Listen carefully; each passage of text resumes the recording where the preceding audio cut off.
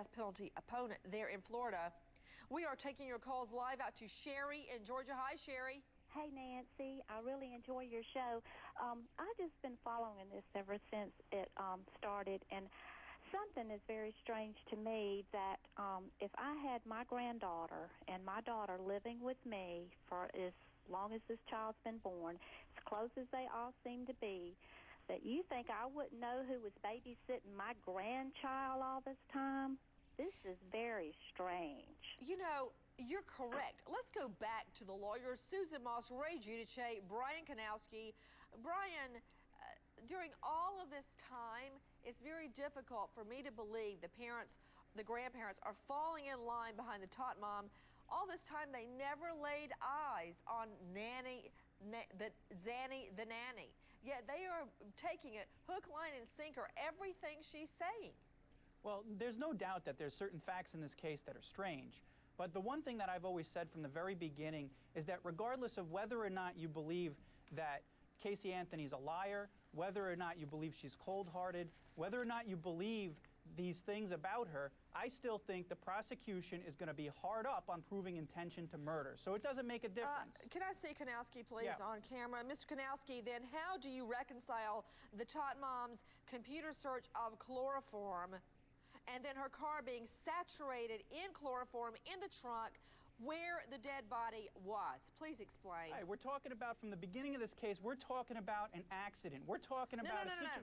No, this is an accident. I'm asking you a direct question, Mr. Konoski. How do you reconcile a prior search on chloroform, how to make it in your home, and then chloroform being in her car trunk weeks later with the dead body? Mr. Konoski, how is that an accident? She wanted to go out with her friends, and chloroform was her babysitter. That's what she was doing. It's clear as day. She may not beat all the charges in this case, but murder in the first degree, I don't think it's happening. Thank you. Ray Giudice, even you, as a veteran defense attorney, you are a former prosecutor. That's right. Ray Giudice. Isn't it true that under Mr. Konoski's fabricated story he has just come up with, that when you commit an aggravated assault and death occurs, that is murder, felony murder? There's no question about it. There's a murder case here. There's evidence that would lead potentially to a death penalty sentence. I agree with you.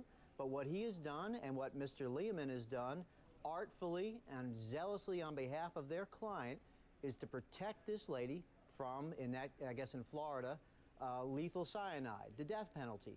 That is his job. What the defense lawyer just did is to give the jury an alternative theory of death. That is his constitutional obligation. He's to be commended for it, not Ray, I appreciate the sermon, it. but I asked him a direct question as to how he was avoiding the premeditation.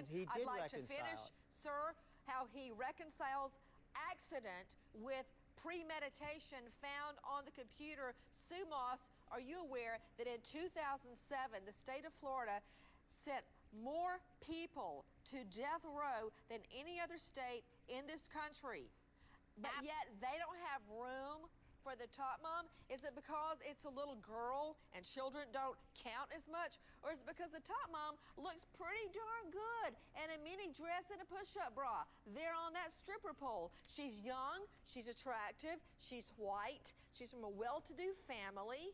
Is that why? Is she different from everybody else that commits murder in Florida, Sue Moss?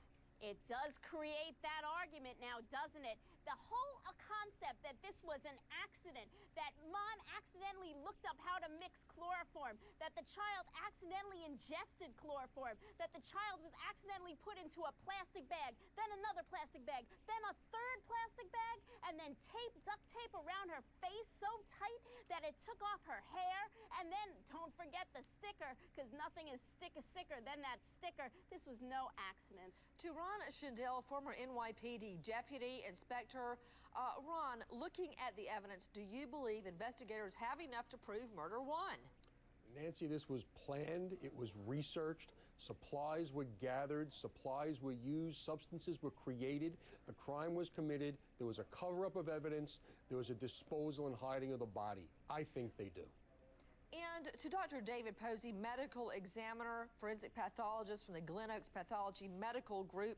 He is joining us from Los Angeles. Dr. Posey, if Casey Anthony were to face the death penalty, the state still has time to reverse their decision. What do you believe the mode of death, the theory would be?